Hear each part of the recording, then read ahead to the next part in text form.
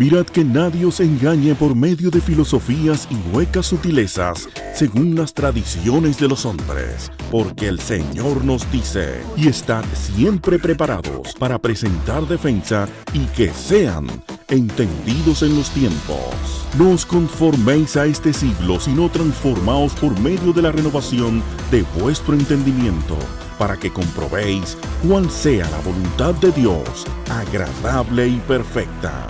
Entendiendo los tiempos. La Biblia, el libro de Dios, es el tema que estaremos tratando en su programa Entendiendo los tiempos en este día, y con nosotros tenemos a Marcos Peña y a Sugel Michelén.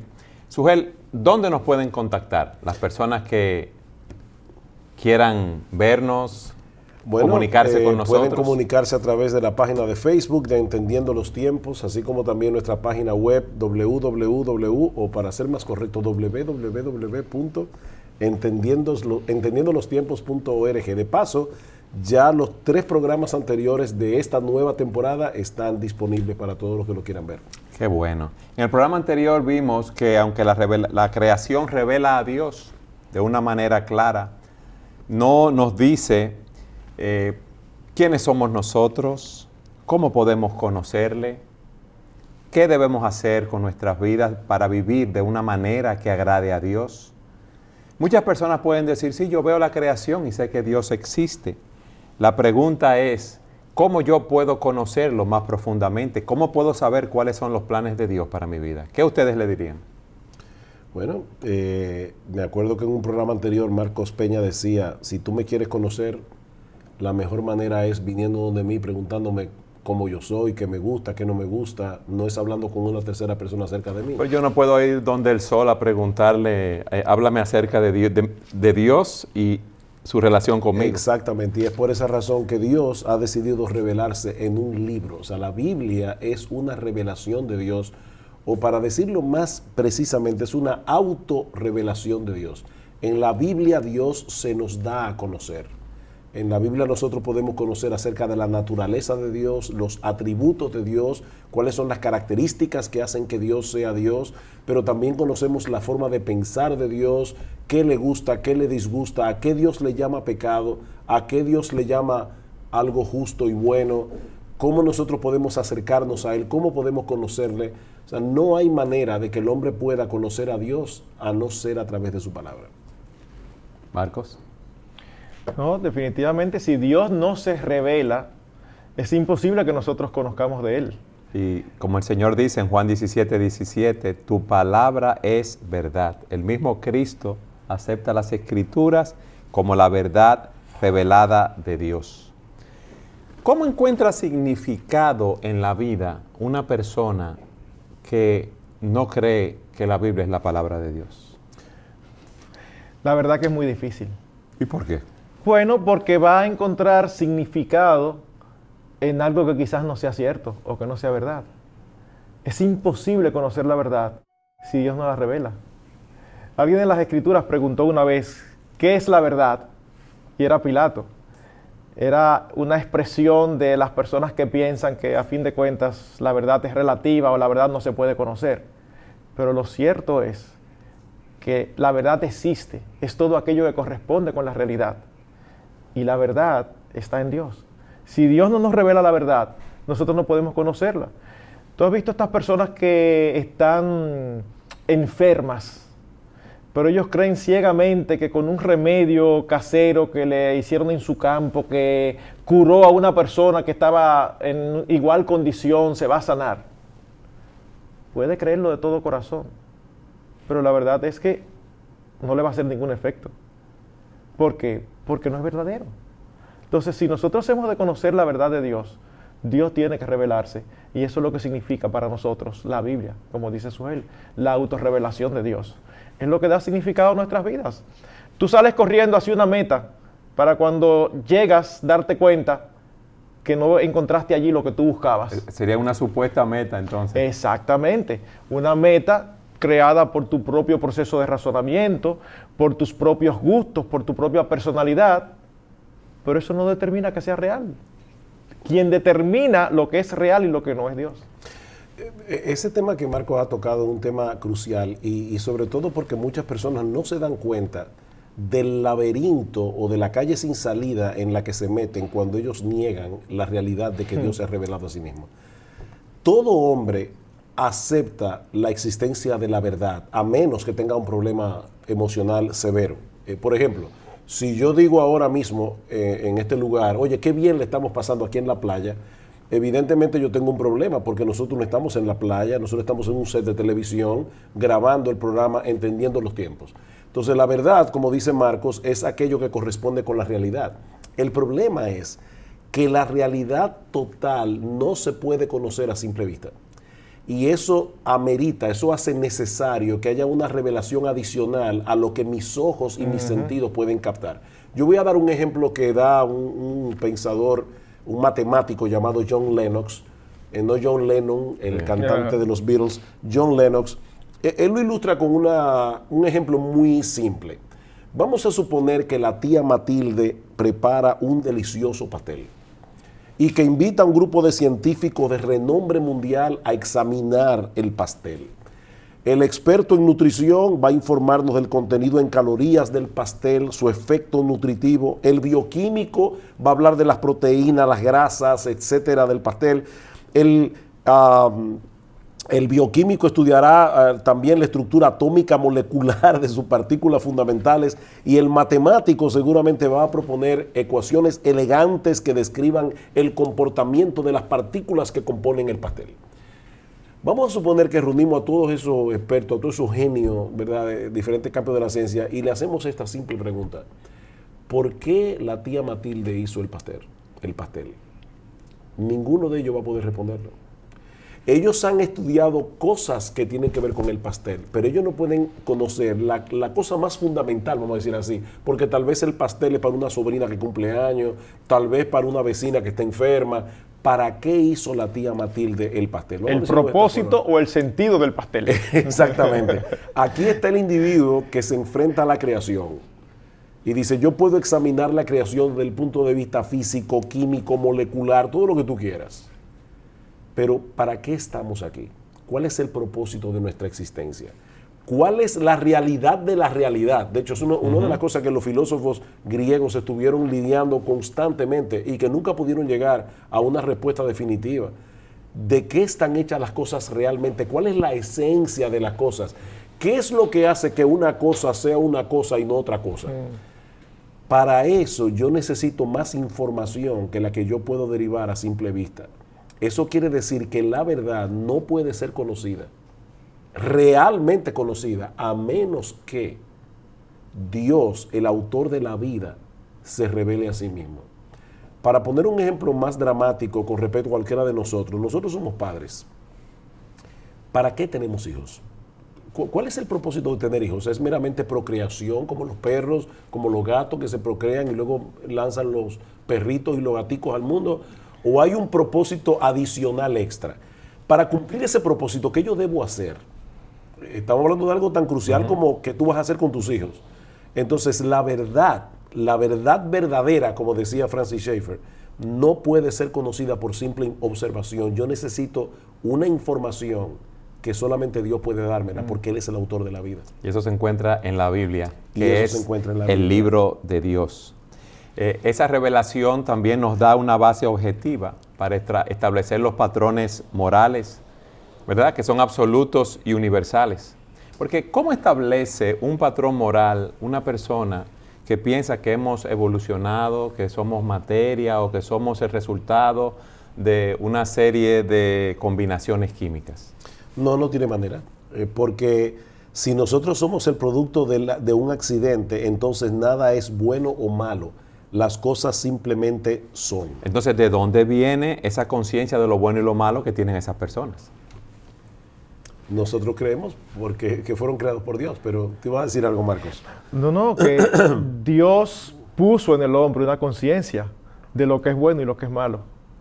Y nosotros podemos ver eso en los niños pequeños desde que nacen. Ellos perciben lo que es bueno y lo que es malo. Pero en el día de hoy, lo bueno o lo malo parece que es algo democrático, se decide por mayoría. Es así. Y realmente no es así. No importa si todo el mundo piensa. Pensemos en esto. si se llega a la conclusión, la mayoría, de que la pedofilia no tiene nada de malo, ¿eso lo cambia? Y hacia allá es que posiblemente uno se vaya a dirigir, como van las cosas.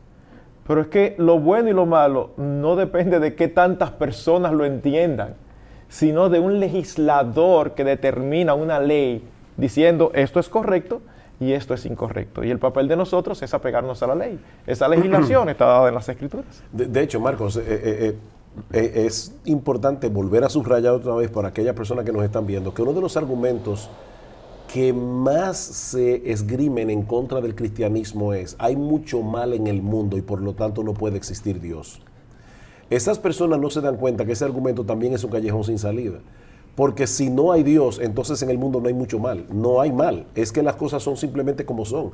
Si el hombre evolucionó y es por lo tanto materia compleja, todas nuestras acciones y todas nuestras decisiones no son más que movimientos involuntarios de nuestras neuronas.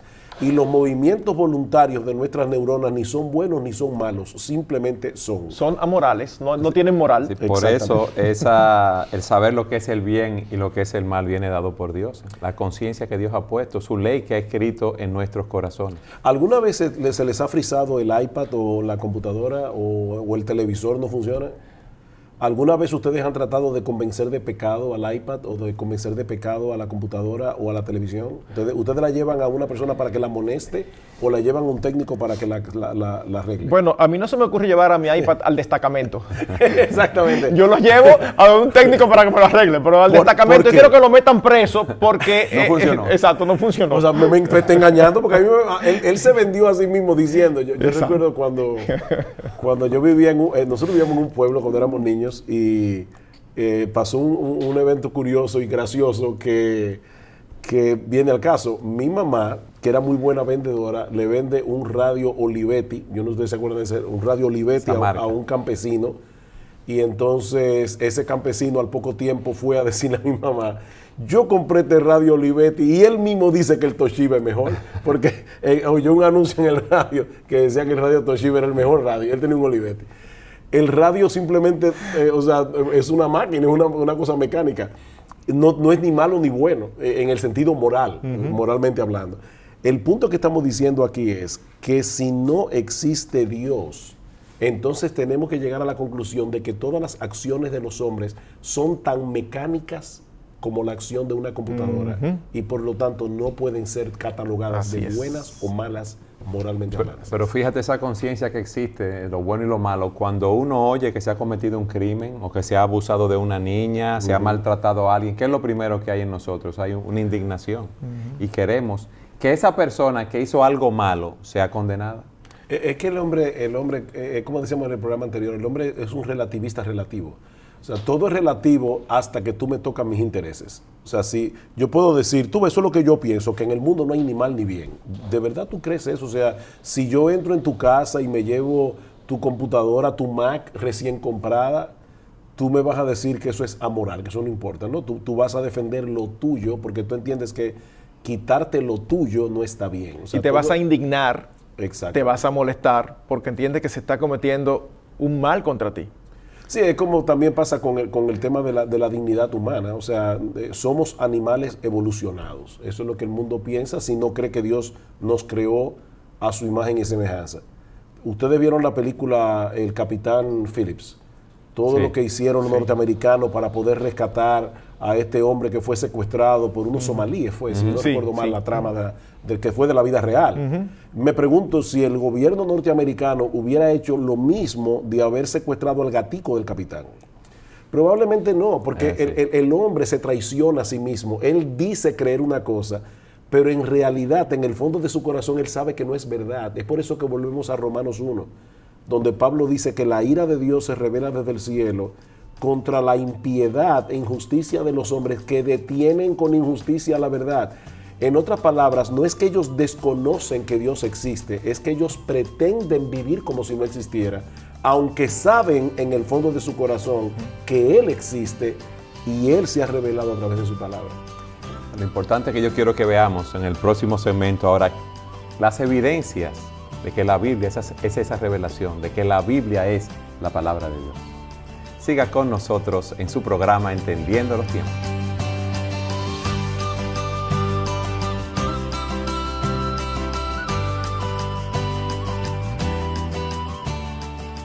La Biblia, el libro de Dios, es el tema que estamos tratando en este día.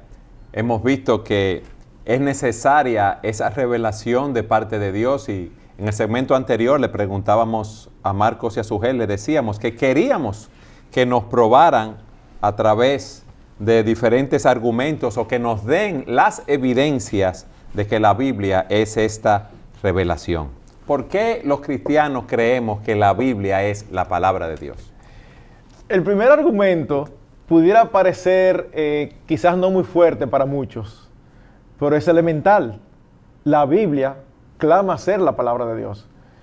No podemos empezar a decir de un libro que es la palabra de Dios si el mismo libro dice que no lo es o no da señales de que es. Pero la verdad es que es impresionante la cantidad de veces, desde Génesis hasta Apocalipsis, incluyendo los dos testamentos, en que la Biblia de diferentes maneras clama ser palabra de Dios. Con mucha frecuencia aparece la expresión, y dijo Jehová. En otras ocasiones dice, y se registraron las palabras de Dios en un libro que es este. Se citan las escrituras internamente, los libros del Nuevo Testamento citan los libros del Antiguo Testamento, diciendo, dijo Dios, o como dijo el Señor. Definitivamente, la Biblia dice ser la palabra de Dios. Sí, si Dios es nuestro creador, es el soberano, es el ser supremo, nadie tiene más autoridad que Él para decir que las escrituras son la palabra, es la palabra de Dios, la Biblia. Ahora yo quiero que ustedes nos expliquen con un poco más de detalle esas referencias de las cuales tú hablas, Marco, porque es muy fácil decir, bueno, Dios lo dice y es así. Yo quiero que ustedes me prueben a través de las mismas escrituras cómo esas referencias que vemos tanto en el Antiguo como en el Nuevo Testamento autentican lo que la Biblia dice ser la palabra de Dios. Bueno, solamente en el Antiguo Testamento nosotros encontramos más de 4,000 referencias internas de la Biblia diciendo que es palabra de Dios. Y es como dice Marcos, que la Biblia diga que es palabra de Dios en sí misma no es una prueba concluyente de que lo es, pero sería una prueba en su contra que no lo dijera. Entonces la Biblia dice constantemente cosas como esta. Por ejemplo, en Éxodo capítulo 24, versículo 4 dice, y Moisés escribió todas las palabras de Jehová. O sea, él está diciendo, todo lo que yo escribí fue lo que Dios me pidió que escribiera. En Deuteronomio capítulo 4, versículo 2 dice, no añadiréis a la palabra que yo os mando, ni disminuiréis de ella, para que guardéis los mandamientos de Jehová vuestro Dios que yo os ordeno hoy. O sea, él está diciendo, esto que yo estoy ordenando aquí, no salió de mi boca, no salió de mi corazón. Fue Dios que me ordenó que yo escribiera esto. Entonces, un argumento es que los autores del Antiguo Testamento tienen más de 4,000 citas directas a la inspiración divina de sus escritos. Y en el Nuevo Testamento pasa lo mismo. En el Nuevo Testamento encontramos unas 320 citas directas y más de 1,000 referencias a los escritos del Antiguo Testamento, y todos ellos aludiendo al Antiguo Testamento como palabra de Dios. Y quizás el argumento más fuerte es el mismo Cristo. O sea, Cristo corroboró que las escrituras del Antiguo Testamento son inspiradas, o sea, que tienen un origen divino, y al mismo tiempo prometió a los apóstoles que iban a ser inspirados por el Espíritu Santo para escribir el Nuevo Testamento. En otras palabras, si una persona dice creer en Cristo, necesariamente tiene que creer en la Biblia, porque Cristo y la Biblia caen o se sostienen juntos. Tú no puedes creer en uno y no en el otro. Eso mismo iba a decir, que hay personas que dicen creer en Cristo, pero no creer en las Escrituras. Así que la primera pregunta que uno tiene es, ¿y en cuál Cristo tú crees? Porque Cristo no solo se revela en las Escrituras, sino que también el mismo Cristo a lo largo de todo su ministerio se apoyó en las Escrituras para su predicación. En Mateo 5, 17 y 18 dice, no penséis que he venido para abolir la ley o los profetas, no he venido para abolir o abrogar, sino para cumplir. Porque de cierto os digo que hasta que pasen el cielo y la tierra, ni una jota ni una tilde pasará de la ley hasta que todo se haya cumplido. Ahora, hay un punto aquí que yo creo que también tenemos que resaltar por aquellos que nos están mirando, porque un argumento que yo he oído a lo largo de toda mi vida cristiana es, pero eso mismo que la Biblia dice, también lo dicen otros libros. Ustedes los cristianos dicen que la Biblia es la palabra de Dios, pero lo mismo dicen otras religiones. En primer lugar, es verdad que existen muchas religiones en el mundo, y es verdad que muchas de esas religiones tienen escritos sagrados.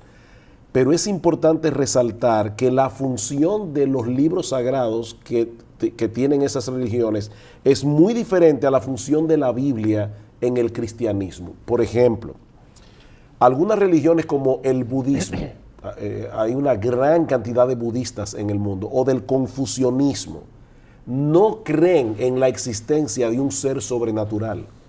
Y por lo tanto, ellos no creen que sus escritos son sagrados. Ellos simplemente creen que ellos tienen buenos escritos con buenos consejos, enseñándole al hombre sabiduría de cómo vivir en este mundo. Pero ellos no creen que son inspirados por Dios. Por otro lado, nosotros tenemos religiones mayoritarias que creen tener un libro inspirado por Dios.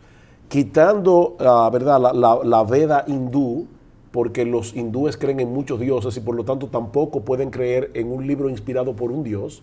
Nosotros tenemos el judaísmo, el cristianismo y el islamismo como las únicas religiones mayoritarias que tienen un libro sagrado. O sea, para ser todavía más claro. Y monoteístas las tres. Las tres monoteístas. Lo que estoy diciendo es lo siguiente, sin ánimo de ofender. Cuando una persona dice, hay muchos libros sagrados, hay muchas religiones y muchos libros sagrados en el mundo, ¿por qué ustedes creen que el de ustedes es el mejor? La verdad es que esa persona está hablando en ignorancia, porque eso no es verdad. O sea, eso no es conforme a la realidad. Solamente hay tres religiones, repito, monoteístas y mayoritarias que tienen libros que ellos claman ser inspirados por Dios. Repito, el judaísmo, el cristianismo y el islamismo. Ahora, Marcos y Eduardo, ¿cuál es el libro inspirado según los judíos? El Antiguo Testamento de la Biblia. Sí. ¿Cuál es el libro inspirado según los cristianos? La Biblia, el Antiguo y el Nuevo Testamento. ¿Y cuál es el libro inspirado del Islam? Es el Corán, pero lo interesante es que el Corán apunta hacia la Biblia como un libro que fue inspirado por Dios, pero que los cristianos tergiversaron andando el tiempo, y supuestamente es por eso que tuvo que venir Mahoma para corregir la revelación. Ahora, lo que debemos notar aquí es que las tres religiones mayoritarias que existen en el mundo y las únicas que claman tener un libro inspirado, las tres apuntan hacia la Biblia como ese libro. Eso debe ser para nosotros algo muy llamativo. O sea, ¿por qué las tres apuntan a la Biblia? Porque la Biblia es un libro muy singular. La Biblia es un libro único. No hay ningún libro como la Biblia. Bueno, ustedes nos han dicho cómo la misma Escritura dice que es la palabra de Dios, porque no hay un ser superior u otra autoridad en la cual apoyarse para testificar, si podemos decir así, de esta verdad. ¿Qué otro argumento ustedes nos pueden dar? Bueno, ya en lo que Marcos busca ahí algo, estaba pensando en el hecho de las profecías cumplidas. Eso es algo que distingue la Biblia. Pero eso es algo muy sólido, un argumento muy sólido.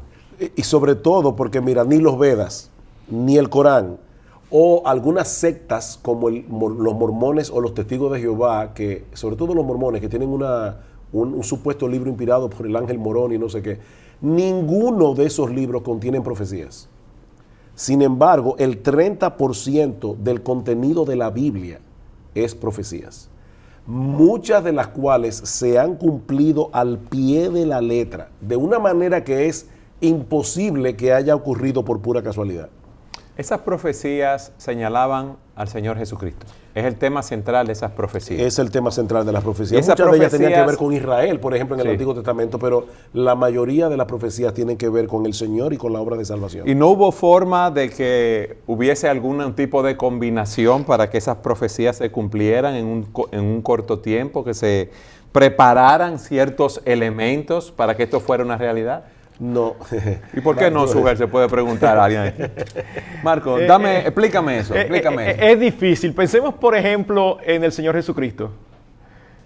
¿Qué evento puede darse para que Él haya nacido de una virgen? O sea, ¿quién puede manipular eso? De hecho, ya eso es un evento milagroso. ¿Y con cuánto tiempo de antelación se había dado esa profecía que él iba a nacer de una vez? 700 años antes. Isaías, que fue que profetizó eso, escribió en el siglo 8 antes de Cristo, 700 años antes. No hay manera de planificar eso. No, y Miqueas, que fue un contemporáneo de Isaías, dijo que iba a nacer en Belén, que era una aldea tan minúscula que, de hecho, hay un himno cristiano que dice, oh aldehuela de Belén. Cuando se busca en el diccionario, aldehuela, ya una aldea es chiquita. Una aldehuela es todavía más chiquita que una aldea. Y ahí Miqueas decía, tú que eres la más pequeña para estar entre la familia de Judá, de ti saldrá el que será Señor en Israel. Que iban a ser de la familia de David. Yo no sé cuántos de ustedes cogieron su apellido, pero yo no escogí el mío. Mira, tal vez tú quisieras ser Rothschild o quisieras ser... hubieras querido ser una familia millonaria. Estamos contentos con los Saladín, no te preocupes. Sí, yo a veces he dicho que hubiera casi sido millonario por una sola letra.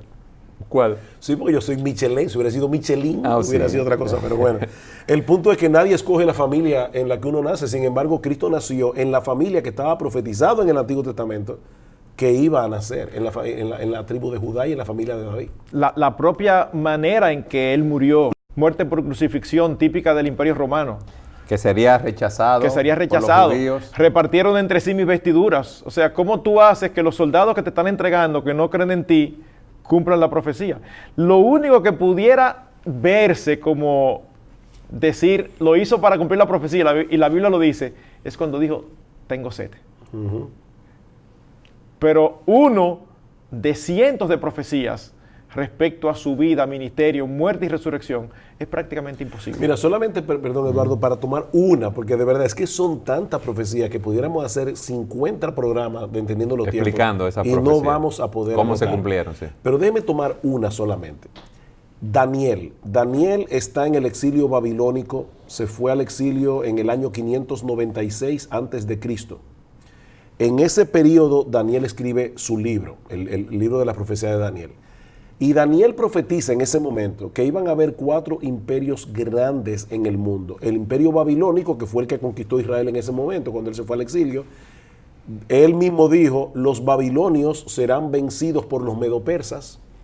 Luego dice, cuando Grecia todavía no era una nación, porque si usted estudia la historia universal se va a dar cuenta que fue Filipo II de Macedonia el que unificó las naciones griegas. Antes de Filipo, que fue el papá de Alejandro el Grande, Grecia era un conjunto de ciudades-estados. O sea, Atenas era una ciudad-estado, es parte de una ciudad-estado. Filipo de Macedonia es que unifica el pueblo griego y entonces Alejandro el Grande se convierte en el gran conquistador. Daniel profetiza que ese muchacho, Alejandro, iba a ser el que iba a conquistar a los medopersas, que a su vez iban a conquistar a los babilonios. Y luego dice, pero va a venir un cuarto imperio que va a ser mayor que los demás, que fue Roma. Y ese, en el momento en que esté gobernando ese cuarto imperio, que esté reinando, es que van a ser el Mesías. Y en el capítulo 9 de Daniel, Daniel da con años de precisión el momento en que el Mesías iba a hacer su aparición en el momento, durante el gobierno romano, del Imperio Romano.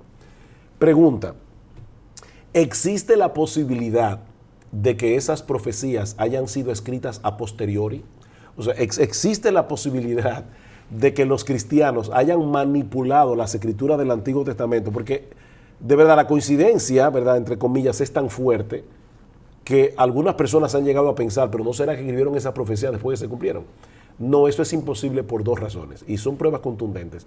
En primer lugar, porque los judíos que no creen en Cristo y que rechazan el cristianismo siguen defendiendo que las escrituras que ellos tienen, aunque ellos no creen en Cristo, ellos dicen esas escrituras del Antiguo Testamento están tal cual Dios las inspiró. Pero en segundo lugar, en el año 1947 de nuestra era, hubo un descubrimiento que fue crucial, que fue el descubrimiento de los manuscritos del Mar Muerto. Las cuevas de Qumran. En las cuevas de Qumran. Un pastorcito que estaba buscando una oveja extraviada, se cae en una cueva y de repente encuentra unas tinajas donde aparecen unos papeles viejos.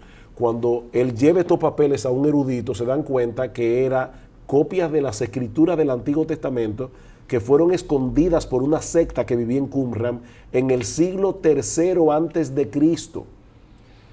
Eso fue un descubrimiento arqueológico, quizás el más importante, que tiene que ver con la Biblia de toda la historia, porque ahora se podía comparar el Antiguo Testamento que nosotros tenemos hoy con el Antiguo Testamento que tenían estos judíos en el siglo III antes de Cristo.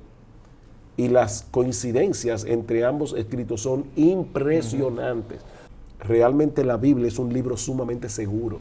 A mí me gustaría que nos dieran otro argumento en relación a las Escrituras, como la revelación de Dios. Uno de los argumentos que siempre se da es la impresionante unidad, armonía y coherencia que la Biblia tiene en sus páginas, considerando que fue escrita por cerca de 40 autores humanos a lo largo de un periodo de más de 1600 años de diferencia. O sea que no se pudieron poner de acuerdo. Pero ¿y cómo, Eduardo? ¿Y cómo? O sea, 1600 años de diferencia. Sin embargo, se puede ver un tema central desde que arranca el Génesis con la necesidad de un redentor hasta terminar el Apocalipsis, cuando se habla de cómo va a terminar la historia de redentor, de redención efectuada por este redentor al final de los tiempos. Y en el centro, toda una serie de libros con diferentes enfoques y diferentes temas, pero todos alrededor del tema central: Cristo, el Hijo de Dios, como el Redentor que el hombre necesita. Incluye en eso, Marcos, el hecho de que la Biblia contiene centenares de temas que son muy controversiales. De hecho, siempre se ha dicho, de política y religión nadie se pone de acuerdo, cada cabeza es un mundo. Sin embargo, en la Biblia, cada uno de los autores no tuvo un mundo en su cabeza. Cada uno escribió exactamente la misma historia, la historia de la redención. Eso sucede en el Nuevo Testamento, cuando tú tienes a personas que vienen de contexto romano, de contexto judío, de contexto gentil, con intereses políticos diferentes, y sin embargo escriben y se ponen de acuerdo en lo que tiene que ver con Dios, con su evangelio, con el Señor Jesucristo. La Biblia es inerrante. Dios dice que esa es su palabra y es maravilloso. ¿Qué significa inerrante, Eduardo? Que no tiene error. Ah, ok. Es para hacerte a ti lo que tú nos haces a nosotros de vez en cuando. Antes de ir a la pausa, queremos el libro recomendado. Y ahora, los recomendados. Lo pueden conseguir en sus librerías cristianas. Evidencia que exige un veredicto, de Josh McDowell, de la editorial Vida.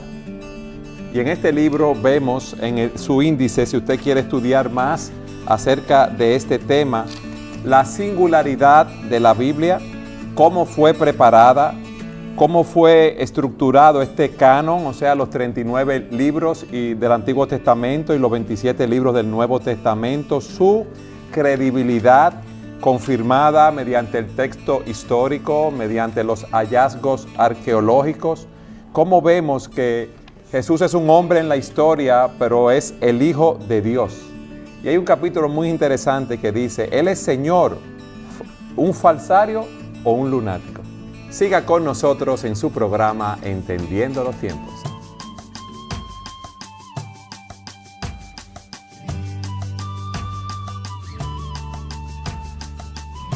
A la luz de lo que hemos visto entonces, si la Biblia es la palabra de Dios, tenemos que prestar atención a su mensaje. Y como hemos hablado, que en el Antiguo Testamento hay 39 libros inspirados, 27 en el Nuevo Testamento. Miren lo que yo quiero que ustedes hagan en este último segmento que nos quedan de programa. Que nos muestren desde Génesis, que es el primer libro de la Biblia, hasta Apocalipsis, cuál es el plan de Dios para el hombre. ¿Qué les parece? ¿Cuál es esa línea melódica que une, a través de todas cómo las presenta a escrituras? Cristo, cómo presenta primero la condición del hombre y la obra que Cristo hace en la vida de ese hombre? Bueno, vamos a decir en primer lugar, Eduardo, que la Biblia no es un manual de moral y cívica. O sea, algunas personas creen que la Biblia es un libro como de sentencias morales, donde yo voy y veo que yo tengo que hacer para... Citas morales. Exactamente. No, la Biblia es una historia de redención. Y esa historia de redención comienza con la creación. O sea, en primer lugar, lo más importante que tenemos que entender de la Biblia es que Dios creó al hombre, lo que vemos en Génesis 1 y 2, ¿verdad? La creación. Y que la creación original no estaba dañada, no estaba manchada por el pecado. Luego en Génesis 3 nosotros vemos cómo el hombre cae en pecado y se rebela contra Dios. Y a partir de ese momento se va a desarrollar una promesa que comienza en Génesis capítulo 3, versículo 15.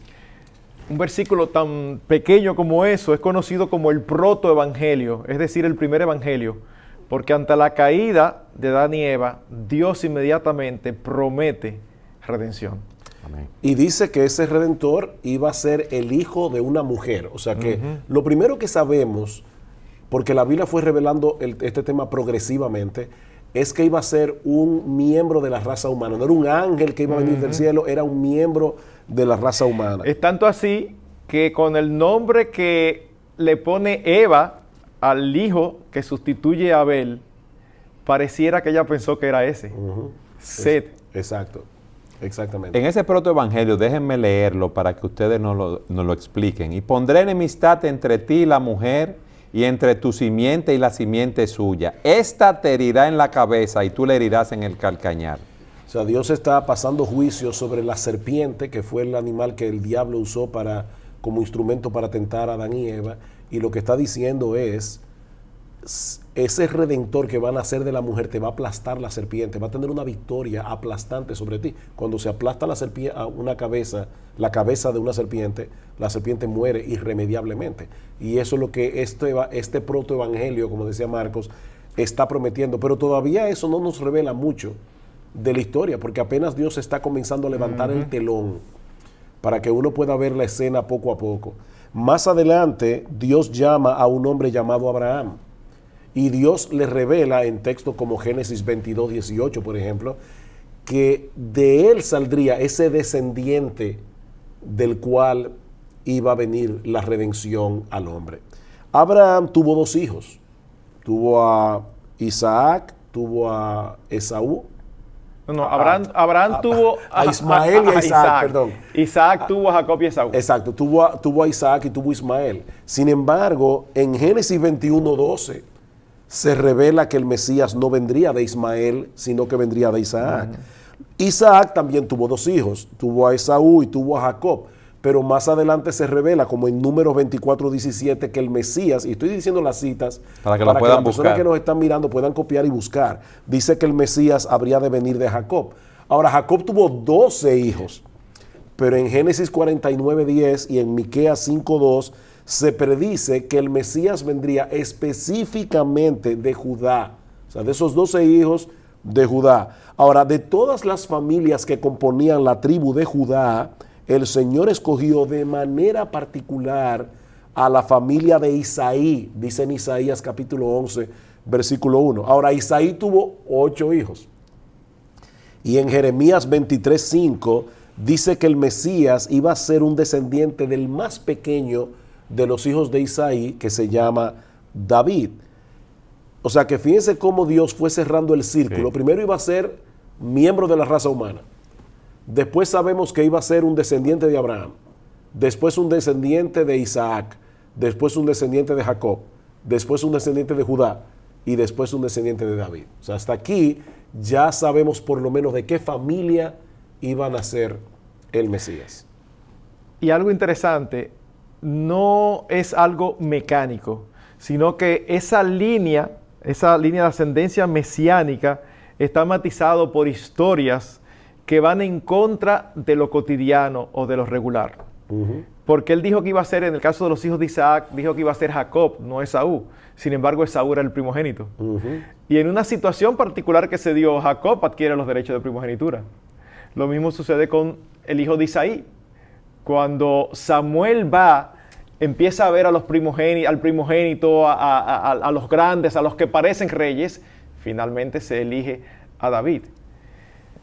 Cada historia, que algunas de ellas nos parecen muy interesantes, están como si fuera adornando el plan de Dios dirigido hacia la llegada del Mesías. Y añádele a eso que Abraham, cuando es llamado por Dios para hacer de él una nación grande, Abraham ya era un hombre mayor e estaba casado con Sara, que era estéril.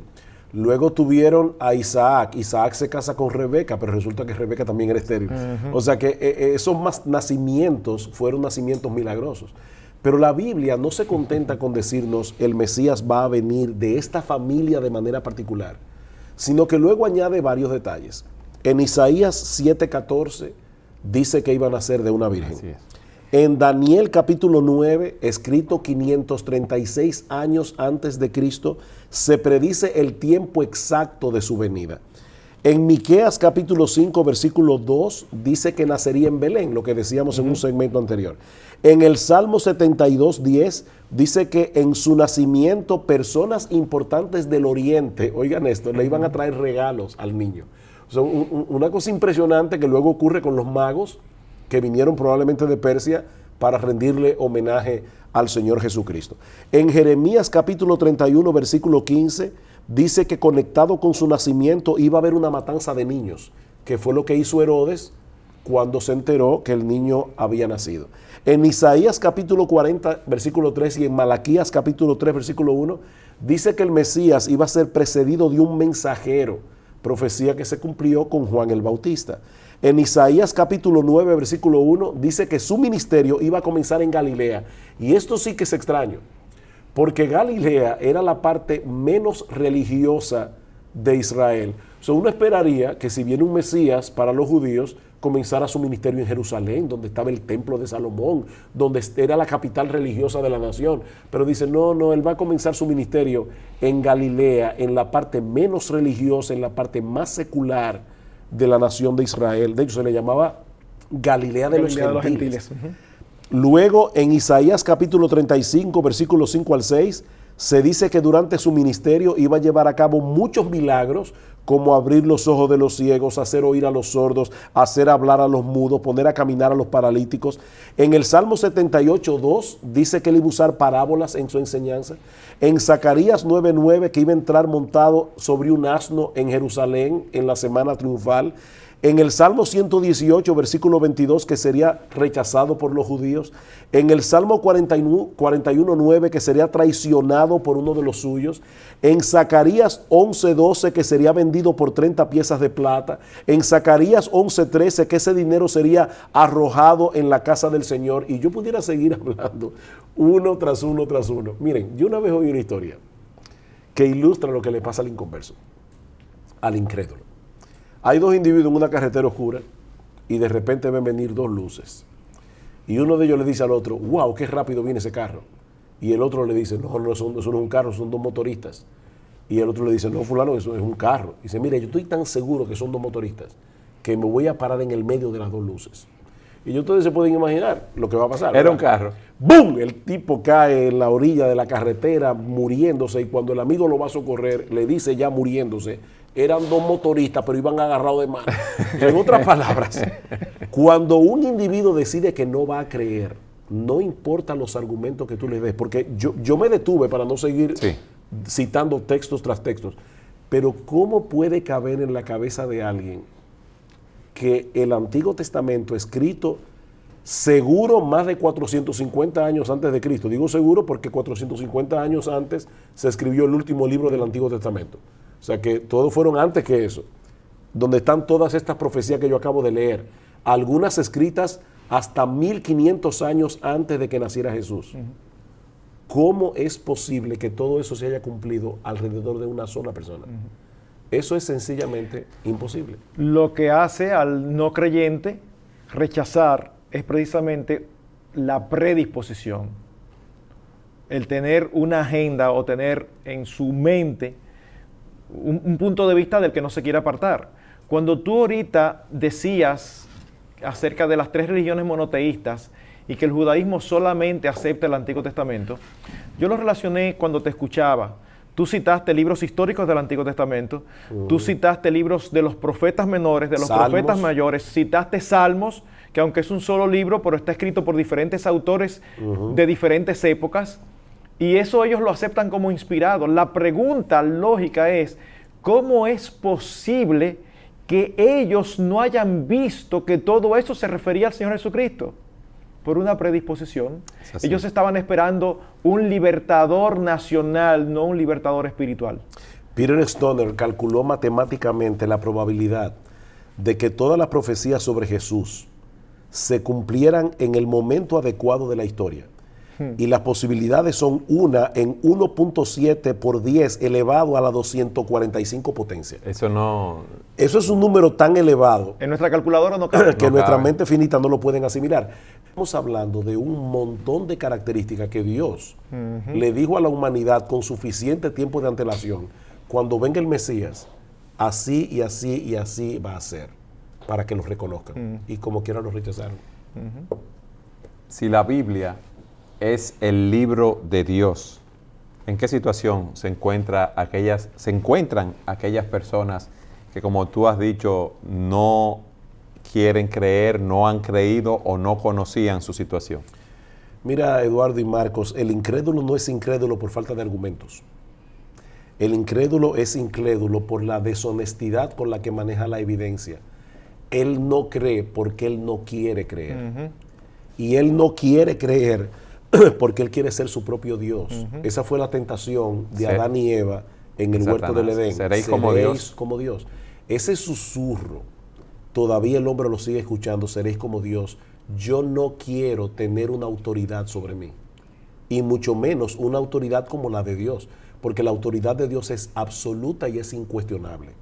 Entonces el hombre no se quiere humillar ante Dios, el hombre no quiere reconocer que es pecador, el hombre no quiere reconocer que tiene un problema, no quiere reconocer que es impotente para poder escapar por sí mismo de ese problema, que necesita un Salvador. El hombre no se quiere humillar ante la presencia de Dios y por eso va a negar toda evidencia, a menos que Dios en su gracia haga una obra y le abra los ojos para que pueda ver lo que él no quiere ver. Y esas personas que se cierran ante la evidencia, las rechazan y mueren en incredulidad, ¿qué les pasa? Se pierden eternamente separados de Dios, porque es imposible tener una relación con Dios sin haber resuelto antes el problema del pecado que nos separa de Él. Pero alguien puede decir, y ese pecado fue en Adán, ese es un problema de Adán, ¿cómo me afecta a mí? Eso es interesante.